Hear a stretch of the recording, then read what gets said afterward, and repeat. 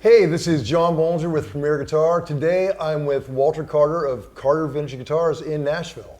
Walter, thanks for having us, man. Well, thanks. I see you brought your Dumble trio. Yeah, your backup band here. Yeah, actually, your Dumble trio. So it's pretty amazing to see one of these amps, but to see three of them. Well, they're fairly rare. Howard and then Alexander Dumble is, I would say, maybe an eccentric amp builder. That's the word that everybody says, that it's difficult to even get in touch with them, and when you do, there's a long waiting list. He's been around. Really started building amps, I think, in the '60s as a high school kid, and has been in the Monterey area. And like you said, a little hard to get in touch with. Yeah. Just because you have the money doesn't mean he's going to build you an amp. Right, that's the crazy thing about it. These amps are, wildly expensive, but he doesn't seem motivated by money. It seems like something. Although he gets a lot of money. I mean, yeah. Early on, he was getting close to $2,000 for when amps were $300 or $400. So. Right. Yeah, when you could buy a you could buy a '64 super reverb on Right. on the paper for Yeah. 150. Well, you could buy a Volkswagen for what he was getting Yeah, right, for right. an amp back then. Yeah. Just about everything he builds is a one-off for a customer. I'm not sure the customers always get exactly what they ordered or even know what they want. I'm sure at times he thinks he knows better, and there's a story of a little switch that goes with one of these amps. But he's had some of the most famous guitar players, his clientele, Jackson Browne early on. Right, right. And with him, one of my heroes, David Lindley, Yeah. whose amp we had here at one point. Well, and Ben Harper, who we did a rig rundown Right. with, actually has Yeah. one of Lindley's old Dumbles. Yeah, And still has the markings. It's all funny. right. Lindley's had the markings too. with Yeah, yeah, yeah. Well, Lindley had marked settings, it, and kind of a odd. He wasn't following those settings, but it was a very odd Right. setting, and I think he used like a Sharpie or something, just Yeah. marked in his. Well, we can $100,000 get amp. into that on one of these, but you don't want to forget your settings. Yeah, yeah, on these, right. Because you might not find that there's a lot going on. They are a very complex amp. They're a true tweakers amp. Yeah. Yeah.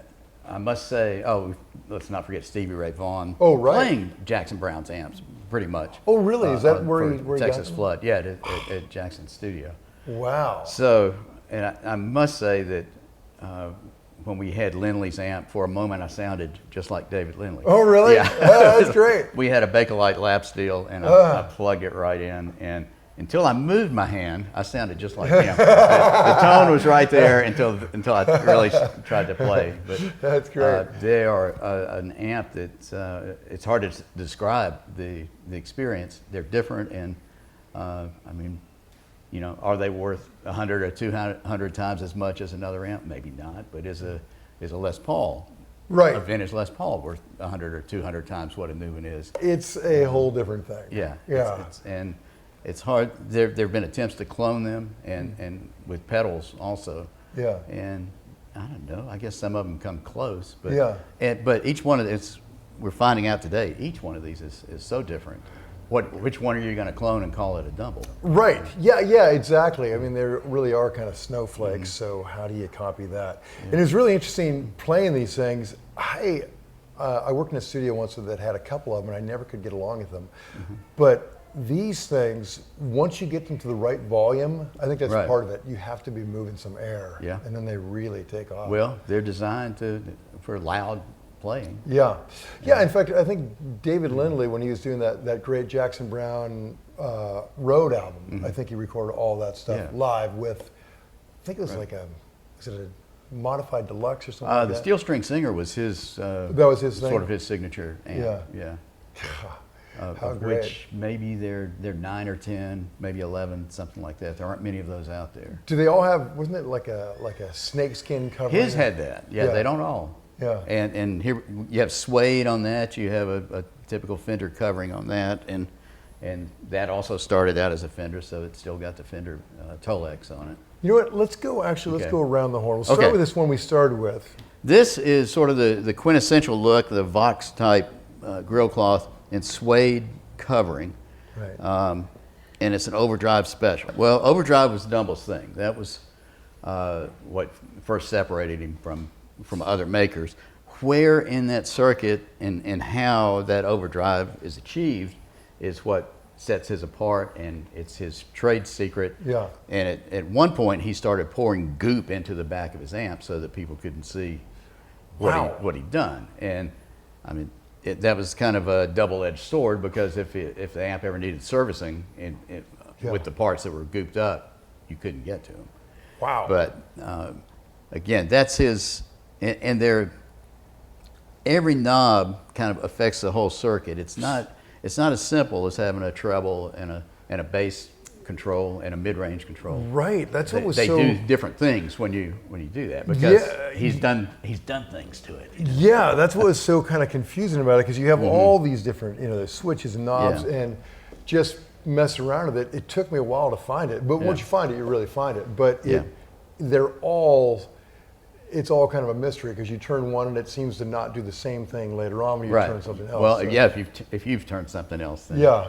yeah, it's They remind me of these new ovens that have like a convection and a microwave and a light and one other element. So if you can just microwave on it, but if you really want to cook something and it's not in the manual, you can adjust the degree that each of those 4 elements kicks in, and you'll probably mess up all your food if you don't understand what's going on. When you're cooking up some tone. Yeah, this had the most unlikely owner, I think, and that was Hoyt Axton. Right, which I saw Hoyt Axton back in the day. Yeah. He only played acoustic guitar. When he came up as I guess his what put him on the map was he wrote Greenback Dollar, which was the Kingston Trio's last big hit, I guess. And although they played it acoustically, actually the sound was kind of a little rock and roll, do do do do do do do do do. So I think he wrote Pusher Man too, right? Yeah. And Never Been to Spain. Yeah. Which were total rockers. And Jeremiah was a Bullfrog. Oh, Joy that's to the World. right. Yeah. Yeah. And of course his mother wrote Heartbreak Hotel, Mae Axton. Yeah, that's cool. But I guess he had it through his career. It doesn't look very worn, so he may not have played it out much. Yeah. I don't remember him ever being an electric guitar player. Well, you know, with BMI statements like that, he probably just figured, why not? Yeah. I'm going to buy the most expensive amp I can he buy. died in the last few years, and it remained in his family, and came into the possession of a stepson, who then brought it to us, and now it's on its way out. This kid named Joe Bonamassa, I don't know if you've heard of him. He likes the loud amps too, you know. Well, I was I actually saw, I see Bonamassa's Instagram, you know, every day just to see what he's up to, because, you know, because it's amazing. Yeah. Everything he plays is so inspiring, but I saw him playing. You know, he's alluding to Hoyt Axton's amp. I'm like, Hoyt Axton? Yeah. So I'm thrilled that he was cool enough to like keep it around your store for a few more days. Well, we made him bring it back, actually. He ran out with it immediately. Said, no, you gotta bring it back. So that's the quintessential Dumble. Yeah, but what an amazing amp. this is a little earlier, and it in a way is also it's an Overdrive Deluxe, and it's called Overdrive Deluxe because that's what it is. It started out as a Fender Deluxe. Yeah.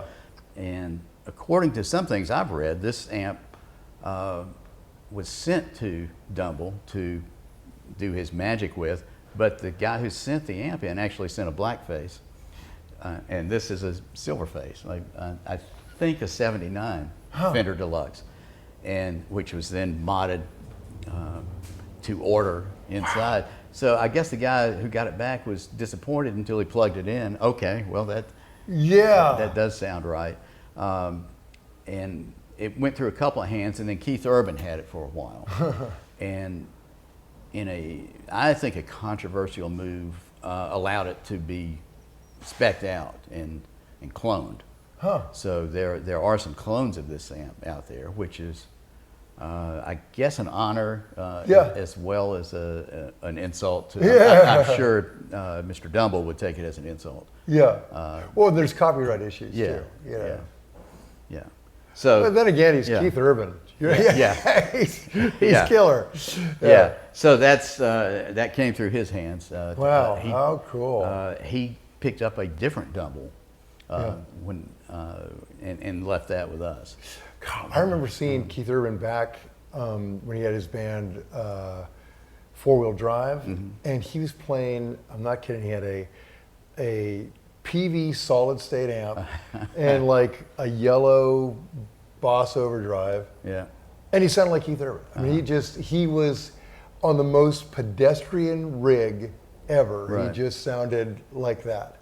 So I mean, it's amazing that these guys of that caliber, they can do it on anything. But if you could afford the very best, why not? Well, and that, like a high-powered PV or a Fender Twin, there's a world of difference in turning one of those up and turning one of these up. Oh man, yeah, you feel it. Yeah, and these are, it's here, and those, you're wanting earplugs because it feels like an ice pick. Very harsh, in your ear. And then we come to this much more recent. It says Fender Bassman on it. It's exactly what it is. It's a '59 reissue, and Howard Alexander did some magic in there, mostly I think in the mid-range area. It's not a complete reworking, Right. but it just enhances what's already great about that amp. Right. And who did this come from? Mark Tremonti of Creed. Oh, there we go.